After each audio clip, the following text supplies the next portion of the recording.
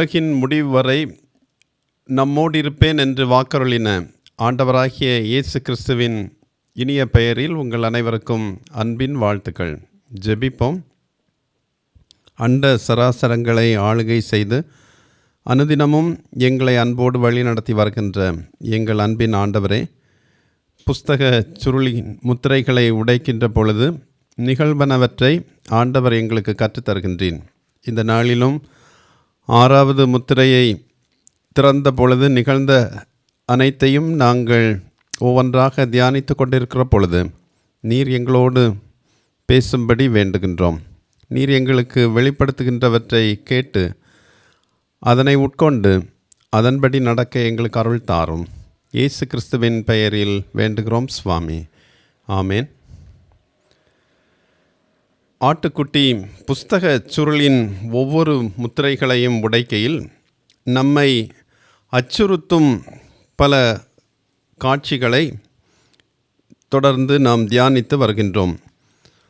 முதல் முத்திரை உடைக்கப்படும் பொழுது கடவுளின் வார்த்தை எங்கும் புறப்பட்டு சென்று தீமையான அதிகாரங்களின் வலிமையை குறைத்து விடுகின்றது. 2வது முத்திரை உடைக்கப்படுகையில் பூமியில் அதிக இரத்தம் சிந்தப்படுகிறது. 3வது முத்திரை திறக்கப்படுகையில் பூமி பஞ்சத்தால் அழிக்கப்பட்டது. 4வது முத்திரை திறக்கப்பட்ட பொழுது மரணம் பூமியை பார்வையிடுகின்றது. 5வது முத்திரை திறக்கப்படுகையில் இரத்த சாட்சிகளின் கூக்குரலை கேட்கின்றோம். கிறிஸ்துவுக்காக இறந்தோருக்கு கிடைக்கும் ஸ்லாக்கியங்கள் சொல்லப்படுகின்றன. 6வது முத்திரை உடைக்கப்படுகையில் திகிலூட்டும் பிரபஞ்சத்தையும் இறுதியில் நிகழும் பயங்கரங்களையும் காண்கின்றோம். 6வது முத்திரைக்கு பின்பு 7வது முத்திரை உடைக்கப்படும் வரை ஒரு பெரிய இடைவெளி ஒன்று திருமறையில் குறிக்கப்பட்டிருக்கின்றது. இந்த இடைவெளியில் சொல்லப்படும் காரியங்கள் 7வது அதிகாரத்தில் விரிவாக சொல்லப்பட்டிருக்கின்றன. வெளிப்படுத்தல் 7ஆம் அதிகாரத்தில் உலகின் இறுதியில் வர இருக்கும் பெரும் உபத்திரவம் சொல்லப்பட்டுள்ளது. இதுபோன்ற பெரும் துன்பம் உலகில் இதுவரை நடந்ததில்லை. இதே செய்தியை மத்தேயு 24ஆம் அதிகாரம் 21ஆம் வசனத்திலும் மார்க்கு 13ஆம் அதிகாரம் 19ஆம் வசனத்திலும் நாம் காணலாம்.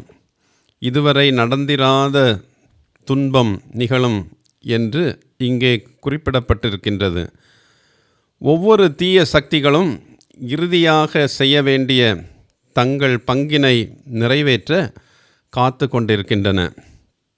இதனால் பூமிக்கு வர இருக்கும் இறுதி அழிவும் இங்கே சொல்லப்பட்டிருக்கின்றது.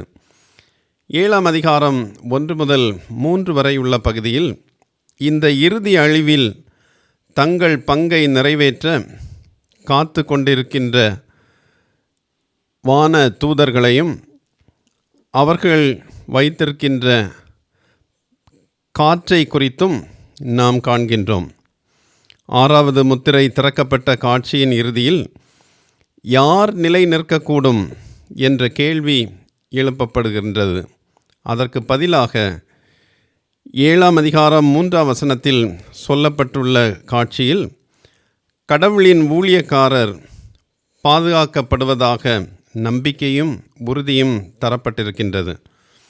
6வது முத்திரை உடைக்கப்பட்ட பின்பு 7வது முத்திரை திறக்கப்படுவதற்கு இடையேயுள்ள இடைவெளியில் 4 வகையான காற்றுகள் குறித்தும் வானதூதர் குறித்தும் கடவுளின் பணியாளர்கள் பாதுகாக்கப்படுவது குறித்தும் சில உண்மைகள் சொல்லப்பட்டிருக்கின்றன. 4 வான தூதர்கள் பற்றிய செய்தி 7ஆம் அதிகாரம் 1ஆம் வசனத்தில் விளக்கப்பட்டிருக்கின்றது. அதை நான் வாசிக்கின்றேன்.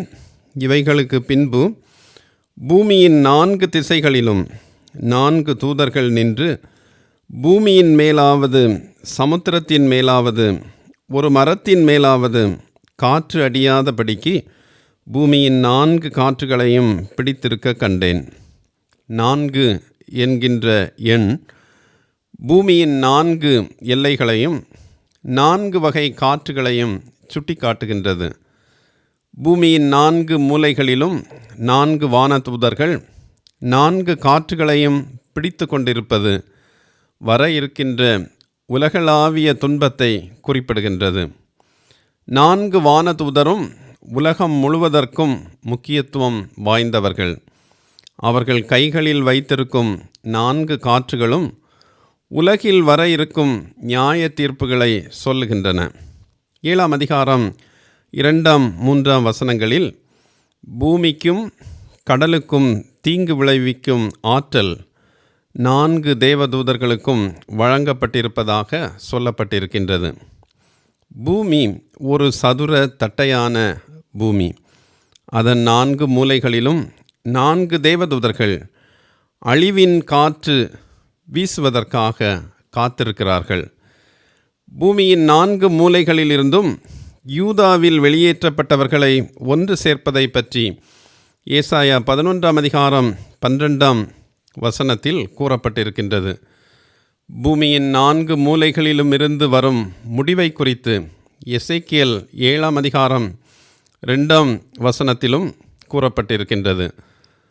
வடக்கு, தெற்கு, கிழக்கு மற்றும் மேற்கிலிருந்து வரும் காற்றுக்கள் அனைத்தும் சாதகமான காற்று என்பது பண்டைய மக்களின் நம்பிக்கையாக இருந்தது.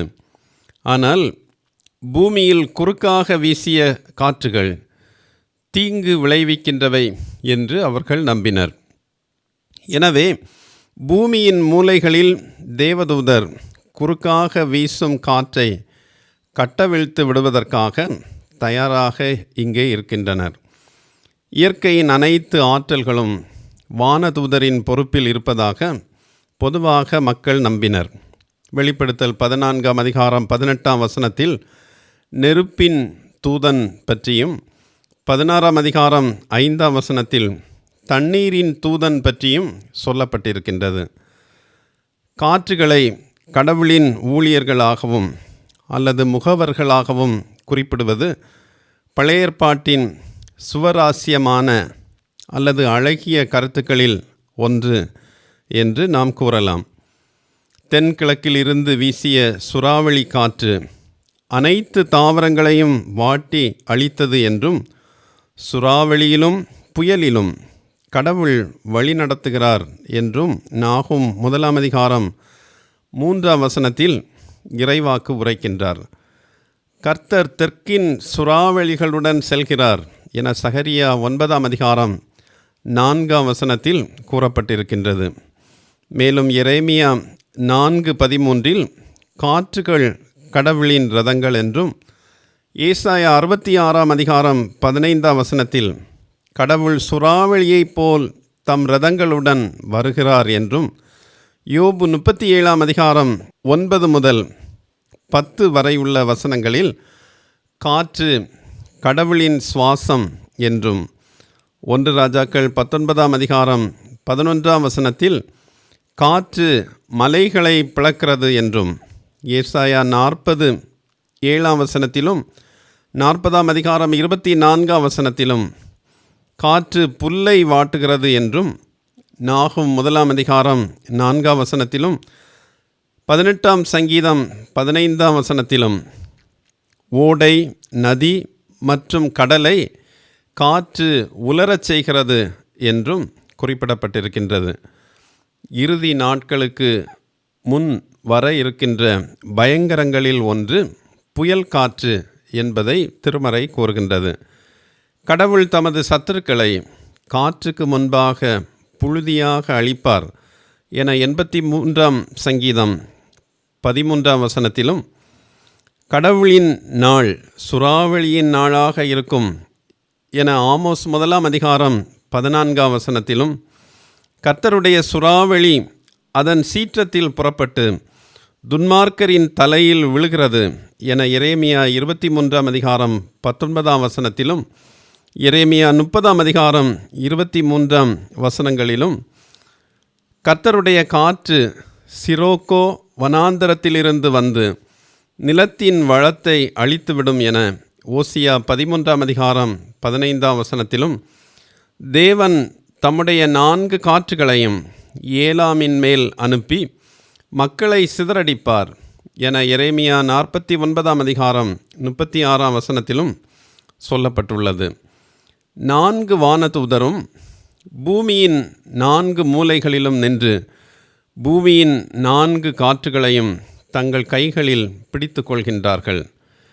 கடவுளின் நியாய தீர்ப்புகளை பூமியில் கொண்டு வரும் அதிகாரம் அவர்களுக்கு வழங்கப்பட்டிருக்கின்றது. வெளிப்படுத்தல் 7 அதிகாரம் 2 வசனத்தில் 5வது தூதன் ஒருவரை பற்றி சொல்லப்பட்டிருக்கின்றது. அதனை நான் வாசிக்கின்றேன்.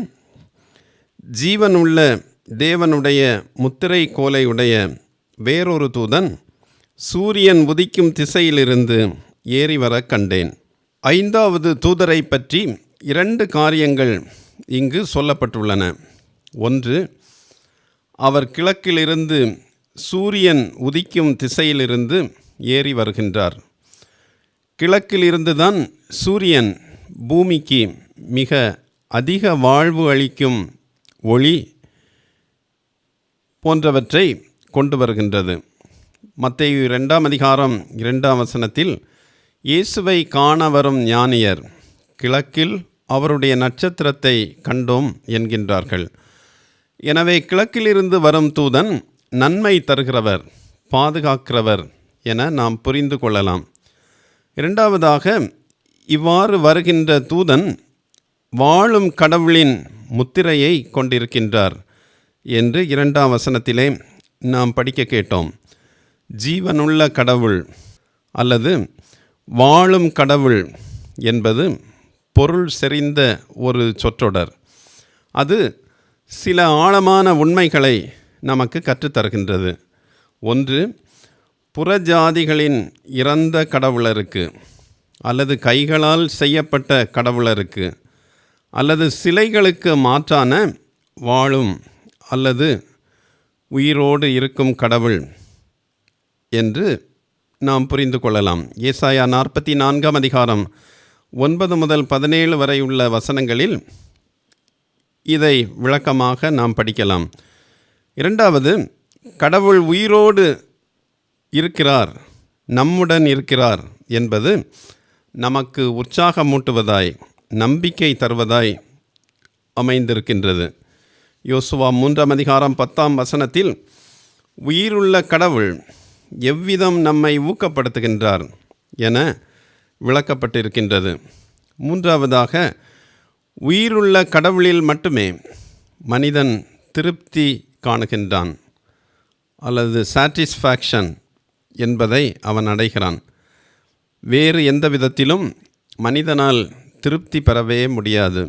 இதனை 42ஆம் சங்கீதம் 2ஆம் வசனத்தில் சங்கீதக்காரர் கூறுகின்றார்.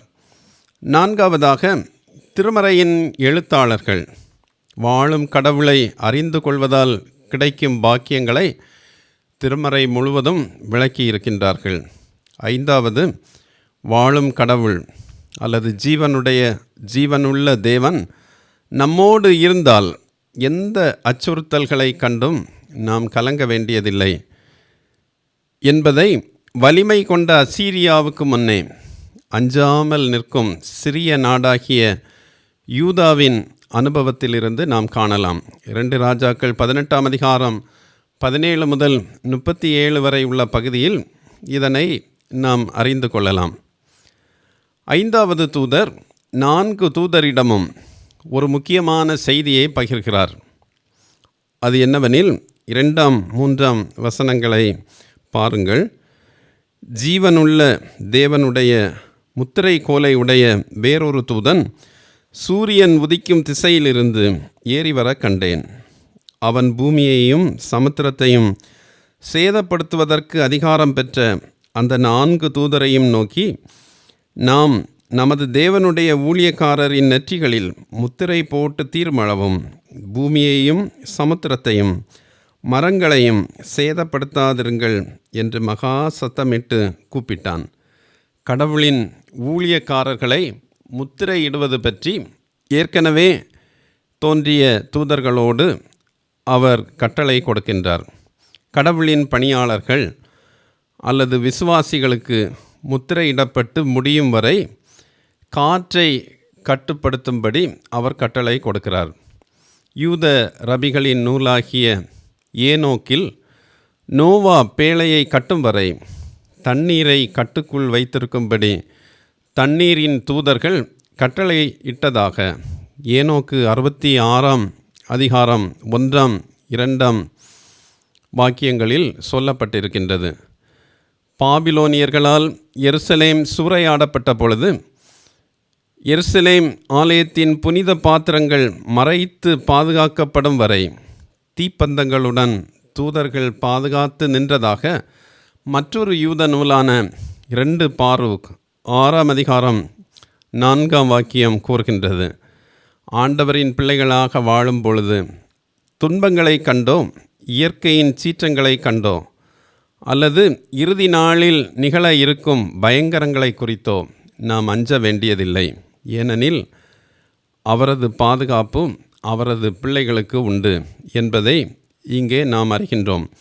எனவே அவரது பிள்ளைகளாக அல்லது அவருக்கு ஏற்புடையோராக வாழ்வதையே கவனம் கொண்டு ஒவ்வொரு நாளும் வாழ்வதற்கு நாம் அழைக்கப்படுகின்றோம். ஜெபிப்போம்.